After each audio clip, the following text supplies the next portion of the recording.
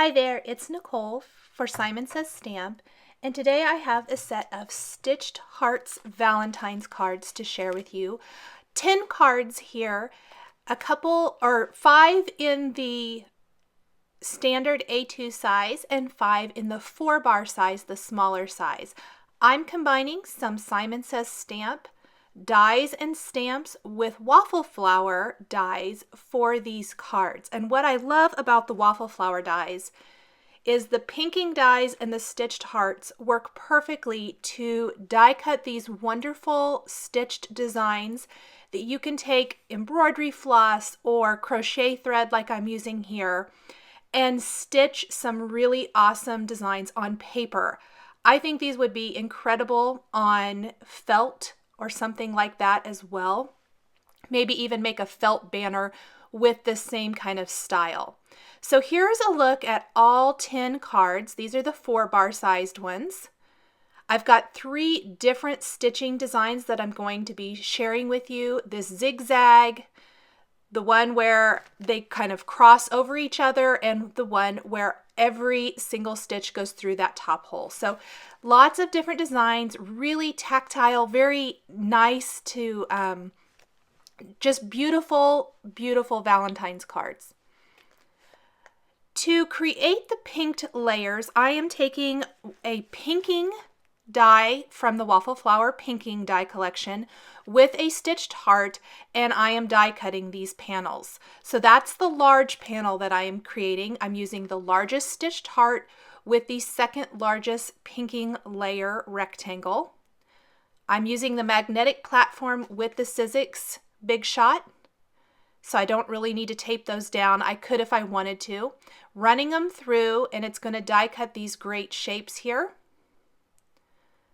For the smaller one, I'm using another pinked layer or rectangle. It's the 3rd largest from the Pinking Layers Waffle Flower collection. And then the middle or medium-sized stitched heart from Waffle Flower. And I switched these up on my cards. Some of the hearts are on the right and some are on the left. The one I'm going to share here is on the right. Again, just run that through, die cutting these from smooth white cardstock. Once I have all of my layers, I did pre-die cut all of the other pieces for this just to save a little bit of time in the video. But I will show you which dies I used and talk a little bit about those as well as the stamp sets as I get to them. So here is a look at the first heart design I am going to share with you. These are the spools of crochet thread that I'm using. I got all of these at Hobby Lobby. I like to get them when they're on sale. Very much in Valentine's as well as kind of modern Valentine colors with bright pink, light pink, red, aqua, and coral. I'm using a little washi tape to hold those down. And what I'm going to do is, starting at the bottom, I'm going to bring my thread up from the back and take it through that top center hole. I am speeding this up since the stitching does take just a little bit of time. I'll work my way around the heart, making sure that I come up in a different hole but come down in that center hole all the way around. That is going to ensure that for this particular design. Just gonna work that through. So up through, going around the entire shape of the heart, that's going to make the shape of this heart. This is probably one of the easiest stitches to do. Really fun, I think. Gives a great look. Again, I really would like to see this out of felt. If I have enough time, I might even try to do some of these. From the rectangle shapes, you could definitely back those together and even stitch around the rectangle shape. I decided to leave those plain or not stitched for these cards to keep the emphasis on the hearts, but that would be a fun look as well. I'm just going to finish up going around the left side of the heart, and I did flip it around because that made it a little bit easier, I thought. Once I have the heart stitched, I am going to take another little piece of washi tape and secure that on the back. Makes it nice and flat. And there is that finished design. Next, I'm going to do the crossover hearts, and this is, it may look a little tricky, but it's really super easy once you get the hang of it. Again, I'm going to start in the bottom of this heart. I'm going to secure the back or the tail, come up through that middle piece. Then I'm going to go right next to it to the left and come down to the right. Go right next to that one, cross over and go to the left. Left to right, just making sure to cross over each time.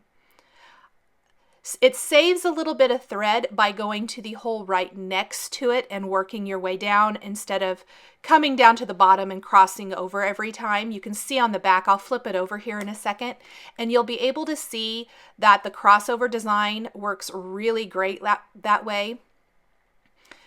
This I think would be super fun in a couple of colors. So you could do a crossover type design, maybe go ahead and tie off or tape down the end and finish off the other half with another color for a two-tone heart. Once I have the heart all stitched, again, tape down that other end, snip that, and there is the finished crossover heart. Again, a very simple, easy heart to do. Next is a zigzag heart.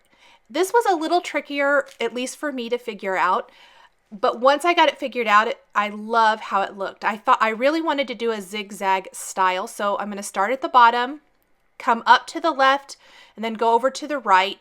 And what I'm going to do is just continue to go back and forth on each side, making sure that I come up in one hole, the next hole up, but come back down into the hole. So there's going to be a stitch, 2 stitches in each one to make it appear to be a zigzag back and forth. Throughout the main body of the heart, super easy just to go back and forth. Again, this keeps the thread bunching up on the back to a minimum, just like the last heart we did. Once you get to the top, you have to do each hump of the heart separately, keeping with this same style.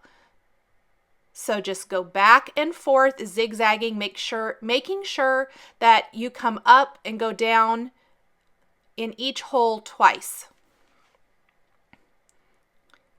Finish off the top, go ahead and move right on over to the left side and finish off the other one.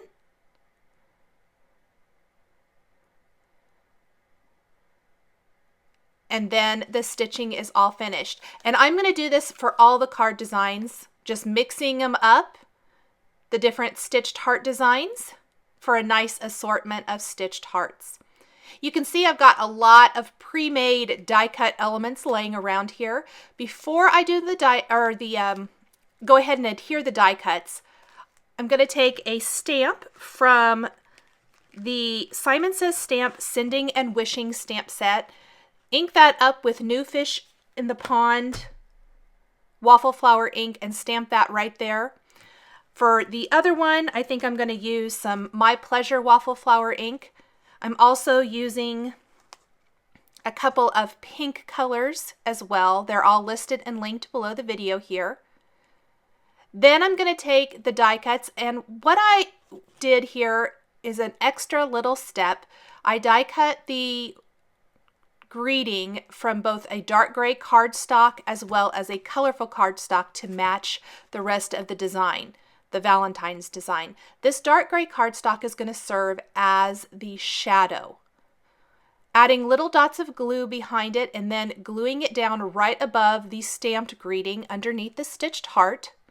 I like to use an acrylic block to hold that down until the glue dries. But then I'm going to layer one of the colorful die cut greeting hearts over that, slightly offset, and it's going to give the appearance of a little bit of a shadow. And it really makes the greeting pop a lot more than just laying down the pink greeting, die cut greeting here. You could totally skip that step if you want to make these a little bit quicker, because this does take a little bit more time to die cut all of those words or those greetings and then layer them. But I love that little touch of black. Any of the holes that didn't maybe die cut all the way through, just didn't pop out, I'm going to take a piercing tool and pop all of those out real quick. And then I have a die cut panel behind it using a Lacy Layers 2 die from Waffle Flower. Also die cut from all kinds of different colors of cardstock. I'm using Simon Says Stamp Cotton Pink and Doll Pink cardstocks, and then Lawn Fawn Guava, Chili Pepper, and Mermaid ink cardstocks. I'm applying a little bit of foam adhesive on the back of the stitched panel, making sure none of it covers any of those die cut holes. This way, any of the stitching, it's going to kind of disguise that. It won't make it bulky. It'll make the whole panel raised. I'll remove the backing paper from all of the foam adhesive pieces or places and adhere that right to the center of my scalloped rectangle background. Next, I will attach the larger panels to a top fold card base. And that is going to finish off the larger A2 sized cards. There's what the finished card looks like. For the smaller one, same thing, except I changed up the greeting. The sending was a little bit too big for the smaller panel. I grabbed the Simon Says Stamp Big Hugs greeting stamp, or die rather. Die cut that also from gray cardstock and a colorful cardstock, and I'll adhere those either to the left like I'm doing here or the right if I created the stitched heart on the left. Same exact design. Placing these down here with little dots of glue behind the die cut pieces. I'll layer the colorful die cut on top. For the little teeny tiny pieces, I'm using a quick stick tool to pick those up. Keep my fingers out of the glue as best as possible. And that did not stick very well, but I'll go ahead and lay that right back down. Adhere the Mermaid die cut Big Hugs right on top of this. And I saved the stamping until after I had the die cuts in place for this design, just because I wanted to make sure that I could get the little XOXO from the Simon Says Stamp Candy Hearts stamp set as close to the die cut greeting as possible. I'm going to use 3 shades of the Waffle Flower ink to stamp the little XOXO right above the Big Hugs. And then if you want to, you can definitely take some additional greetings. Even from the Candy Hearts, there's greetings that would read "For You" or "Happy Valentine's Day" or "For My Valentine," things like that, that you could stamp on the inside of the card to finish off the inside of the design. Go ahead and stamp the little XOXO 3 times. I'm using 3 different shades. I stamp it off on my scrap paper first and then take it right to the design. Again, I'm going to take the piercing tool, go around the edges and poke out any of those die cut holes that didn't come all the way out. I have die cut some additional smaller rectangles using Lacy Layers 2 dies, also from all those bright cardstocks. Place a little foam adhesive on the back of this panel as well.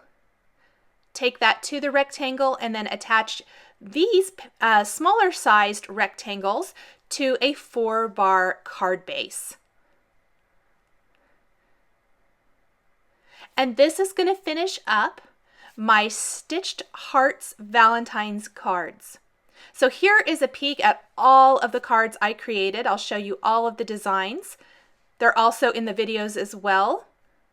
I bumped my light there, sorry about that. Lots of wonderful Stitched Heart Valentine's cards, perfect for the upcoming holiday. Thanks for joining me today for these Stitched Heart Valentine's cards featuring Simon Says Stamp and Waffle Flower stamps and dies. The supplies I used to create these cards are listed and linked below the video here on YouTube.